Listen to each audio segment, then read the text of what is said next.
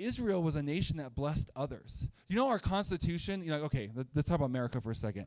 I think most of us would agree, at least in the room, I don't know about online, most of us would agree that America is a pretty good country, right? We help out a lot of other countries.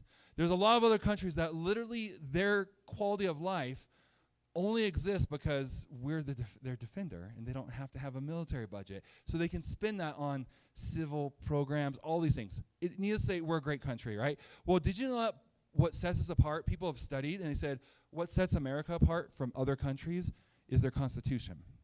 It's the way there's no other constitution in this country that was written that way. In fact, to the point that other countries that are becoming democratic are then basically saying, well, let's take the American Constitution and just change the parts that are American to make it fit for our country, and let's base it on theirs, because they found that's the secret. You know what our Constitution was based on? Okay, I know there's lots of new theories and stuff now, right? Jefferson was this, and Freemasons, and conspiracy theories. But when you really get to it, our Constitution was based off of Old Testament principles. The Old Testament laid out for the Israelites, God laid out how they should live, and how, and all the things about justice and hygiene and this and that, laid all these things out. And so the forefathers studied that, and they said, well, if it worked for the Israelites, maybe it'll work for this new country. And it was God who called us out anyways to, for freedom and all this stuff. And so they based it on basically what God told Israel. And so the idea was as Israel lived that way, working backwards now, so we see that it worked for America, they became a blessing to even those around them. In fact, they were the first nation to rise up and have one God. That was a new concept. Now, it's kind of assumed, there's some cults out there that believe in a pantheon of gods, different gods. We have the Greek mythologies. I know North paganism's coming back. But for the most part, in America, when you think of religion, you think of as like a single God. You don't think of a bunch of different gods. That was a new concept then. In fact, it was so new that they were referred to as cults, and they were referred to as, because it was such a different idea. And so when Israel raised up, everyone else was serving all these other gods. And it wasn't just like, we have our main one, and then there's these other ones. And if something bad was happening, they couldn't go to their main altar and be like, hey, Baal, help us with this. No, he had his own little thing that they thought he did. And they'd have to go, like, hey, you know what? We have a neighboring country. They believe in the goddess of the harvest. Maybe that's because we're not serving her. Maybe that's why our crops aren't. Okay, let's bring that in too. Let's start serving that, and let's start doing things to that goddess. And so the Israelites came along and said, hey, there's one God. We sang the song, I Am. He was referred to as I Am because he is God. He was the God. He wasn't the most powerful. It's not like Zeus. He wasn't the most powerful of all the gods. He was the God. He was the only God.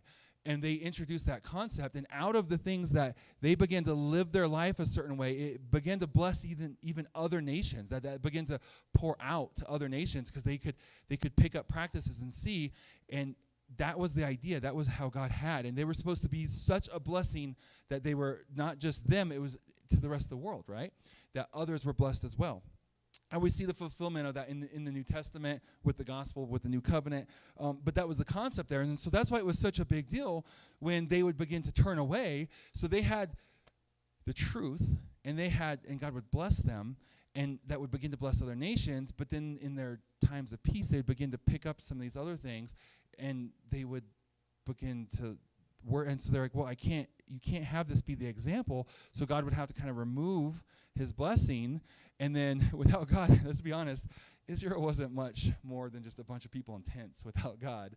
And so they were easy prey when God wasn't blessing them. And so others would come in. And so that's where we find ourselves. So I want to encourage us today that before we get into, okay, God, use me, and even in my weakness, and I may have a handicap, or I may have a personality defect, or I may have this, or I may be the lowest of whatever. You can still use me like you used Gideon, Lord. Like, that's so inspiring. But before we get to that, we have to stop. And before we can even come out of the caves and begin to rise up in that, we have to deal with some of the issues that got us in the caves in the first place. Because if Gideon had done what he did without God calling him and supporting him, he would have walked out to his death. He would have walked out to the enemies. He would have boldly declared to the enemy, I'm Gideon. I'm from the tribe of Israel. Like, I'm going to, represent God. And they would have cut him down. and they would have mocked him, and they would have laughed at him, and a week later they would have forgotten all about that. They would have been on to their next thing. But it was the fact that he was able to get right with God, have a revelation from God, and walk out in the name of God, that he was able to do what he did. Just because we're going to be talking about every week, he delivered the nation, okay? We'll cut to the end really quick. He delivered the people and was able to free people, and they were able to then live their lives again and go back to the way it was supposed to be.